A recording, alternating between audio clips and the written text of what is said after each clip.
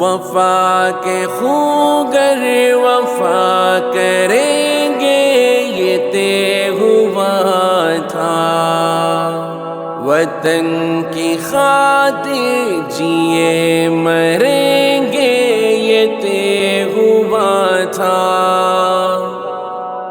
ہمارے نعرے ہوتے تھے پاکستان زندہ باد، لے کے رہیں گے پاکستان، دینا پڑے گا پاکستان، بٹ کے رہے گا ہندوستان، بن کے رہے گا پاکستان، سینے پہ گولی کھائیں گے پاکستان بنائیں گے، اپنا سر کٹائیں گے پاکستان بنائیں گے۔ پاکستان کا مطلب کیا؟ لا الہ الا اللہ۔ یہ نعرے کیا تھے؟ در حقیقت ہمارا قومی منشور تھا، ہمارے بزرگوں نے دیے تھے، منشور تھا۔ یہ دو قومی نظریے کا اعلان تھا، اور پاکستان کی اساس کا اعلان تھا کہ پاکستان کا مطلب کیا؟ لا الہ الا اللہ۔ قرآن کا پیغام تھا انما المؤمنون اخوہ، تمام مسلمان بھائی بھائی ہیں، چاہے وہ کسی بھی زبان کے بولنے والے ہوں، کسی بھی ملک کے رہنے والے ہوں، کسی بھی نسل سے ان کا تعلق ہو، کوئی بھی زبان بولتے ہوں، کیسا بھی لباس پہنتے ہوں، کیسی بھی ان کی رنگت ہو، گورے ہو یا کالے ہوں، سرخ ہو سفید ہو، دنیا کے جس گوشے میں جہاں بھی کوئی لا الہ الا اللہ محمد رسول اللہ کا کلمہ پڑھنے والا ہے وہ ہمارا بھائی ہے۔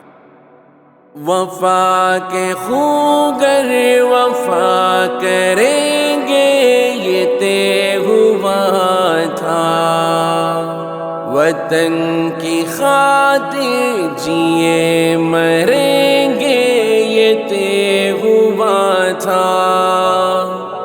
بوقت ہجرت قدم اٹھیں گے جو سوئے منزل، تو بیچ رستے میں دم نہ لیں گے یہ طے ہوا تھا۔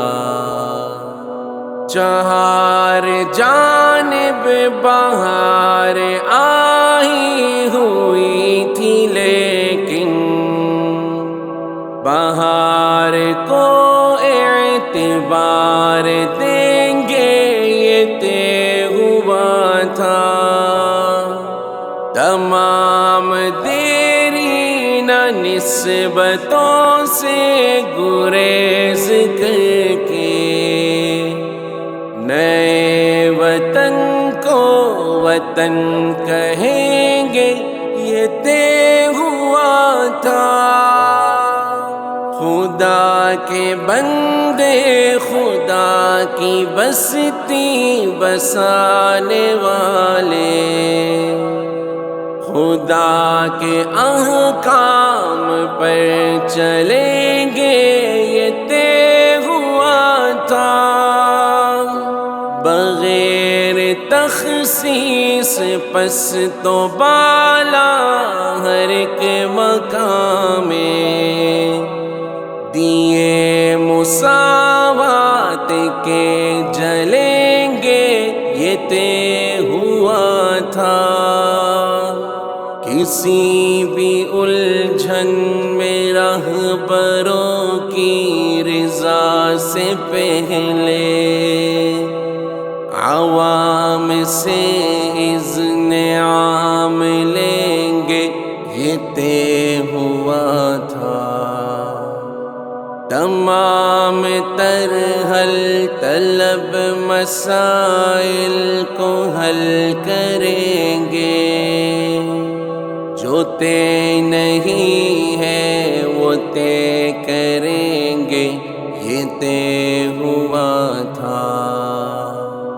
تمام تر حل طلب مسائل کو حل کریں گے، جو طے نہیں ہے وہ طے کریں گے، یہ طے ہوا تھا، یہ طے